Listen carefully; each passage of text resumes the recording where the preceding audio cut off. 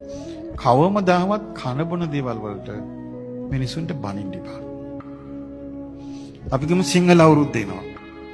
එතන මිනිස්සු බඩු ගන්න පොලිමේ ඉන්නවා. මොනවා හරි දෙයක් කන්න බොන්න එකතු කරගන්න මලු පුරව ගන්නවා. මට කනට ඇහිලා තියෙනවා. මේ මිනිස්සු මේ අවුරුදු ගණන් බඩගින් ඉන්න වගේ මොකද්ද මේ කන්න පිස්සුව? කවදාවත් බයින්න එපා. මොකද හේතුව? අපි ධනවත් රටවල සංචාරය කරලා තියෙනවා. ඒ රටවල මේ ප්‍රශ්නේ නෑ. ඒ හේතුව ඒ රටවල් ධනවත්. මේ දුප්පත් මිනිස්සු අවුරුද්දකට වතාවක් ඇඳුමක් ගන්න පොලිමේ පොර කනකොට ඕකට බයිනවා. සල්ලි තියෙන මිනිස්සු කවුරුවත් ওই පොලිමේ ඉන්නවද? බැනුම් අහන්නේ දිලින්දාමයි. කාගේද බැනුම් අහන්නේ? දිලින්දාගෙම්මයි. අපි ගමු හොඳට සල්ලි තියෙන මිනිස්සෙක් ඉන්නවා හැමදාම හොඳ හොඳ හෝටල් වලින් කෑම ගෙන්නගෙන කනවා. ওই මිනිස්සුන්ට සිංහල අවුරුදු අමුත්තක් තියෙනවද? නැහැ.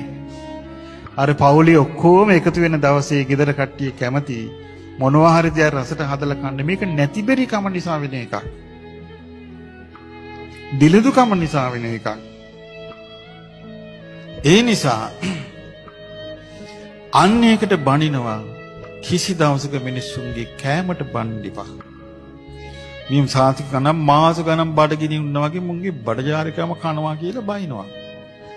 අනුන් කන කෑම දැකලා සතුටු වෙන්න අනේ මේ මිනිස්සු රසට වේලක් කන්න තියෙන ආසාව. මං හිතන්නේ එහෙමයි. මිනිස්සු යදුම් ගන්න පොලිමේකට මං හිතන්නේ අනේ ලස්සන ඇඳුමක් අඳින්න තියෙන ආසාව. ඇත්තම කතාව ඒක නෙමෙයිද? ඒකටත් බයිනවනම් අපිට ධර්මයක් ඉතුරු වෙයිද පින්වත්නි?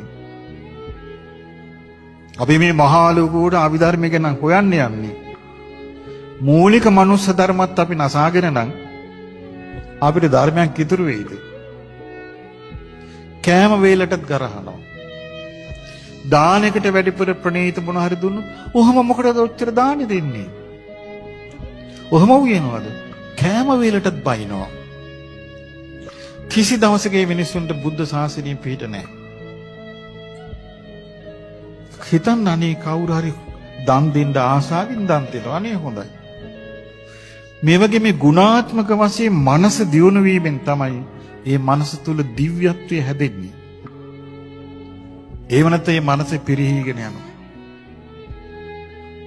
ඊට පස්සේ අන්තිම කාලෙක අනුන්ගේ කෑමට ගරපු අය එක එක දේවල් කන්න ඉල්ලනවා. අනුන් ඇඳපු ඇඳුම් වලට ගරහපු අය තමන්ගේම ඇඳුමේ කක්ක හලා ගන්නවා. අන්න එහෙම මේ මිනිස්සු මැරෙන්නේ. අපි මේ ජීවිතේ තේරුම් ගන්න කවමදාවත් බනින්න එපා. ලස්සට ගයක් හදාගෙන ඉන්න එකට බනින්න එපා. වාහනයක් අරන් යනවා දැක්කම බනින්න එපා. ලස්සට යනවා දැක්කම බනින්න එපා. හොඳ වාහනයක යනවා දැක්කම ඔරවන්න එපා. ඒ ඔක්කොම නැති බැරි කමේ සංකේත. ධර්මයේ නැතිකම විදහා දැක්වීම. තමන් තුළ ධර්මයේ තිබ්බනම් ඔක වෙන්නේ නැහැ.